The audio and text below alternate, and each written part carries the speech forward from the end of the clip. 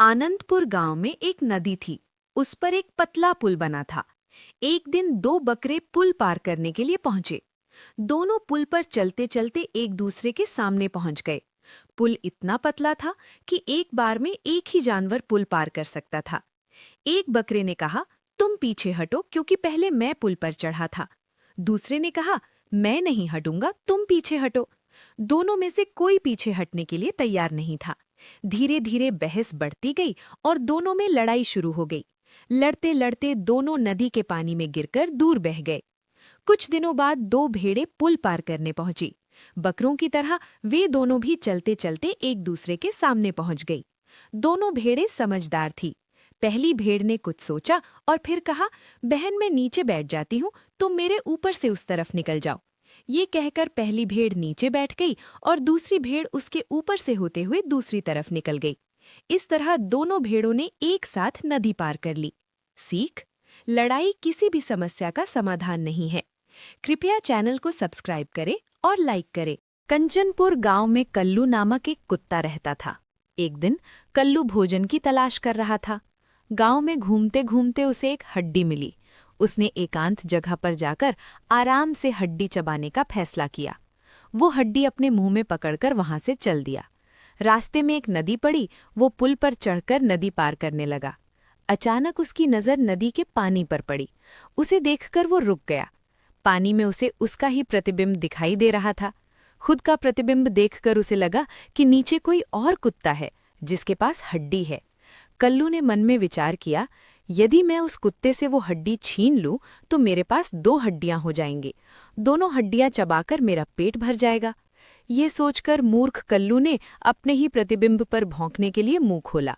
मुंह खोलते ही कल्लू के मुंह को हड्डी नदी में गिर गई। नदी के पानी में हड्डी बह गई और कल्लू भूखा ही रह गया। सीख: लालच मुसीबत की जड़ है। संतोष से सुख प्राप्त होता है। सुंदरवन में दूमुख नामक एक अनोखा पक्षी रहता था। दूमुख के पास दो मुंह थे, लेकिन वे एक ही शरीर से जुड़े हुए थे। एक दिन नदी किनारे घूमते हुए दूमुख को एक फल मिला। वो फल नदी में बहते हुए कहीं और से वहां आया था। उस फल को पहले मुंह ने खाया। पहले मुंह को वो फल बहुत पसंद आया।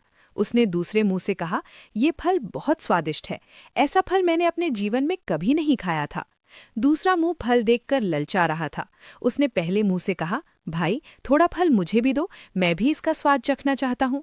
पहला मुंह बोला, हम दोनों का पेट एक ही है, अतः यदि मैं इसे खाता हूँ तो हम दोनों का पेट भर जाएगा, फिर तुम्हें इसे खाने की क्या जरूरत। पहला मुंह वो फल खा गया। दूसरे मुंह को ये बात बहुत बुरी लगी। वो पहले मुंह से बदला लेने की सोचने लगा। जंगल में घूमते घूमते दूमुख को एक दिन जहरीला फल दिखा। दूसरे मुंह ने उसे उठा लिया। ये देखकर पहले मुंह ने कहा, ये फल जहरीला है, इसे क्यों उठा रहे हो। दूसरे मुंह ने कहा, ये फल मुझे मिला है, मैं इसे खाना चाहता हूँ। पहला मुंह बोला, ये फल खाने से हम दोनों की मौत हो जाएगी, तुम इसे मत खाओ। दूसरा मुंह अपमान का बदला लेना चाहता था। उसने बिना विचार किए उस फल को खा लिया और दोमुख की मौत हो गई। सीख: भोजन मिल बांटकर करना चाहिए, बदले की भावना स्वयं का नुकसान करती है। किसी गांव में एक किसान रहता था। एक दिन किसान को एक बिल के पास सांप दिखाई दिया। वो बहुत कमजोर लग रहा था। किसान को उस पर दया आ गई। वो घर से एक कटोरा दूध लाया। दूध सांप के पास रखकर किसान अपने घर चला गया। अगले दिन जब किसान वहां पहुंचा तो उसे कटोरे में एक सोने का सिक्का मिला। किसान सोचने लगा, यहाँ तो कोई आता जाता भी नहीं, फिर ये सिक्का यहाँ कैसे आया। उसने उस दिन भी एक कटोरा दूध सांप के लिए वहां रख दिया। अगले दिन फिर उस कटोरे में किसान को सोने का सिक्का मिला। किसान को समझ में आ गया कि ये सोने का सिक्का उसे सांप दे रहा है। किसी काम से किसान को कुछ दिनों के लिए शहर जाना पड़ा। जाते समय उसने अपने बेटे से प्रतिदिन सांप को दूध पिलाने को कहा। अगले दिन लड़के ने सांप के बिल के पास दूध का कटोरा रख दिया। दूसरे दिन जब वो वापस आया तो उसने कटोरे में सोने का सिक्का देखा। उसे लगा कि सांप ने अपने बिल में सोने का खजाना छिपा रखा है।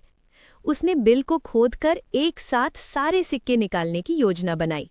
उसने बिल को खोदना शुरू किया, लेकिन उसे कुछ नहीं मिला। वो सांप भी वहां से दूर चला गया और फिर कभी वापस नहीं आया। सीख: दूसरों की मदद करने से स्वयं का भी लाभ होता है। लालच से स्वयं का ही नुकसान होता है। वीडियो को लाइक और चैनल को सब्सक्राइब करें। चंपक वन के पक्षियों ने अपना राजा चुनने का निर्णय लिया। एक विशाल सभा बुलाई गई। सभा में उल्लू को राजा बनाने का निर्णय लिया गया, लेकिन एक बुजुर्ग कौवे ने इसका विरोध किया।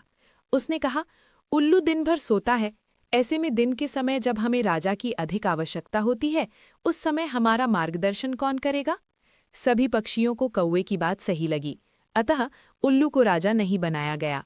कौवे को पता था कि उसकी बात से उल्लू को दुख हुआ है। वो रात को उल्लू के घर पहुंचा। उसने उल्लू से कहा, हमें सदैव अपनी विशेषताओं के साथ ही कमियों को भी स्वीकार करना चाहिए। ऐसा करने से हमारी योग्यता कम नहीं होती, बल्कि इससे हमारी महानता साबित होती है। तुम्हारे राजा बनने के बाद यदि दिन में कभी कोई बड़ी समस्या खड़ी हो गई तो सब तुम्हें दोषी मानेंगे। उल्लू को कौवे की बात सही लगी। उसने कहा, अच्छा तो ये बताओ कि हमारा राजा कौन बनेगा? उल्लू की बात सुनकर कौवे ने कहा, तुम चिंता मत करो, इसका निर्णय कल की बैठक में हो जाएगा। अगले दिन फिर बैठक शुरू हुई। कौवे ने कहा, हमारे बगल के जंगल में रहने वाले पक्षियों में बहुत एकता है। वे सभी बिना राजा के बहुत खुश हैं। यदि हम भी मिलजुल कर रहें तो हमारी समस्याएं स्वयं खत्म हो जाएंगी। हमें किसी राजा की नहीं, बल्कि एकजुट होने की आवश्यकता है। सभी पक्षियों को कौवे की बात पसंद आई। उस दिन से पक्षी बिना राजा के ही एक साथ रहने लगे। अंगदपुर नामक एक राज्य था। उसके राजा का नाम शिव कुमार था। उसे शिकार करना बहुत पसंद था। एक बार वो शिकार करने जंगल में गया।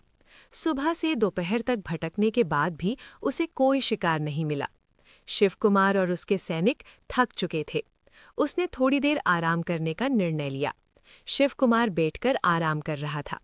उसी समय उसने दूर झाड़ियों के पास से जा रहे हिरन को देखा। वो सैनिकों के साथ उसका पीछा करने लगा। हिरन बहुत तेज था। हिरन का पीछा करते करते शिव कुमार बहुत दूर निकल आया था। उसके सिपाही बहुत पीछे छूट गए थे। बीच जंगल में पहुंचकर हिरन जैसे गायब हो गया। शिव कुमार को लगा कि हिरन झाड़ियों के पीछे छुप गया है। वो झाड़ियों के पास पहुंचा। जैसे ही उसने एक और कदम बढ़ाया, वो दलदल में जा फंसा। वो जोर जोर से सहायता के लिए पुकारने लगा, लेकिन दूर दूर तक उसकी सहायता करने वाला कोई नहीं था। उसे लगा कि आज उसकी मौत निश्चित है। उसी समय वो हिरन राजा के सामने आया। उसने अपनी सींग शिव कुमार की ओर झुका दी। शिव कुमार उसकी सींग के सहारे दलदल से बाहर आ गया। दलदल से बाहर निकलने पर शिव कुमार ने हिरन को गले से लगा लिया। उसके सिपाही तब तक वहां पहुंच गए।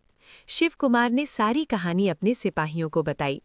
उसी दिन उसने जानवरों के शिकार पर रोक लगा दी।